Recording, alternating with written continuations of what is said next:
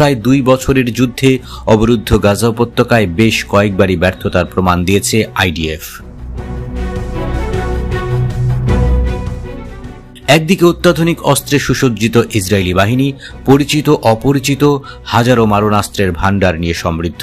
পরাশক্তিগুলোর দেয়া যুদ্ধক্ষেত্র কাঁপানো মিসাইল, বোমা কিংবা বন্দুকের ভাণ্ডার সবসময়ই বোঝাই থাকে তেল আবিবের।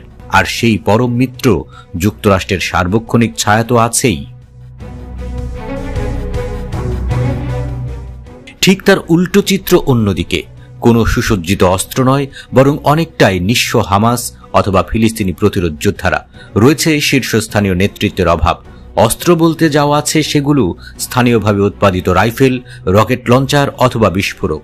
নেই তেমন কোনো প্রশিক্ষণও, আবার উল্লেখযোগ্য সমর্থনও নেই কোনো পরাশক্তির। একমাত্র সম্বল দেশপ্রেম আর মাতৃভূমি রক্ষার দৃঢ় মনোবল। যেন এই অনুভূতির কাছেই বারবার পরাস্ত হয়েছে ইহুদি বাহিনী। ভিত্তিক গণমাধ্যম আল জাজিরার দেওয়া তথ্য বলছে, গাজায় প্রায় 2 বছরের চলমান যুদ্ধে প্রতিরোধ যোদ্ধাদের হাতে এ পর্যন্ত প্রাণ হারিয়েছে কমপক্ষে 887 ইসরায়েলি সেনা, যাদের বেশিরভাগই ছিলেন অফিসার কিংবা সেনা পদমর্যাদার। শুধু তাই নয়, নিহত 887 সেনার মধ্যে 443 জনের মৃত্যু হয়েছে গাজায় স্থল অভিযান পরিচালনার সময়। এদের মধ্যে চলতি বছরেই এ যাবৎ প্রতিরোধ যোদ্ধাদের হামলার মুখে মৃত্যু হয়েছে অর্ধশত আইডিএফ অফিসার এবং সেনা সদস্যের। এছাড়াও আহত হয়েছেন অন্তত 118 জন। অর্থাৎ প্রাণহানি যে আরও বাড়তে পারে তা অনেকটাই স্পষ্ট।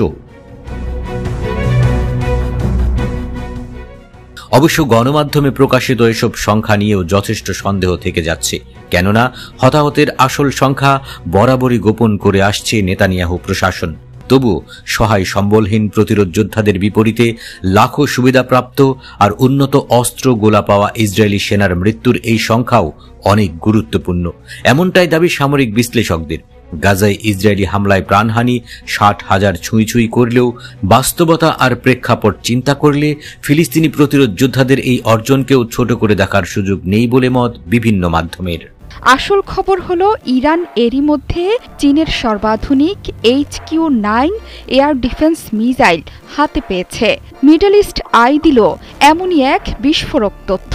চীনের কাছ থেকে ভূমি থেকে আকাশে উৎক্ষেপণযোগ্য মিসাইল ব্যবস্থা হাতে পেয়েছে ইরান। ইসরায়েলের সাথে 12 দিনের যুদ্ধবিরতির মধ্যে নিজেদের ঢেলে সাজাচ্ছে তেহরান।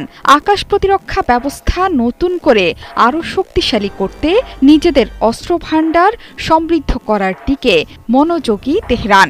মিডল ইস্ট আইকে একজন আরব গোয়েন্দা কর্মকর্তা বলেছেন, গেল 24 জুন ইরান ইসরায়েল যুদ্ধবিরতির পরই চীনের তৈরি মিসাইল ব্যবস্থা তেহরানে পাঠিয়েছে বেইজিং। এই খবর আছে মার্কিন আরব মিত্রদের কাছেও। তারা জানত যুদ্ধবিরতির মাঝেই নিজেদের আকাশ প্রতিরক্ষা ব্যবস্থা জোরদার ও শক্তিশালী করার চেষ্টা করছে তেহরান। হোয়াইট হাউসকেও ইরানের অগ্রগতির বিষয়ে জানিয়েছে তারা।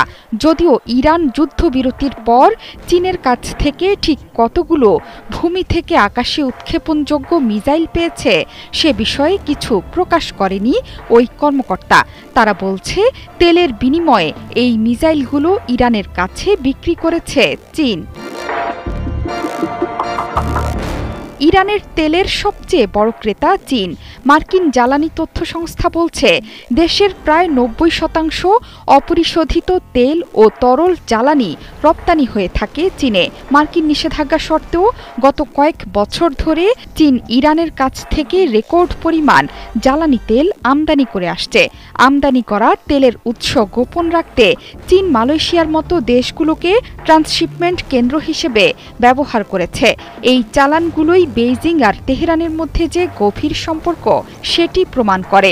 ইরানে এমন সময়ে চীনা মিসাইলের চালান পৌঁছালো যখন পশ্চিমারা মনে করছে ইসরায়েলের সাথে সংঘাতের সময় ইরানের সাথে দূরত্ব বজায় রেখেছে চীন এবং রাশিয়া।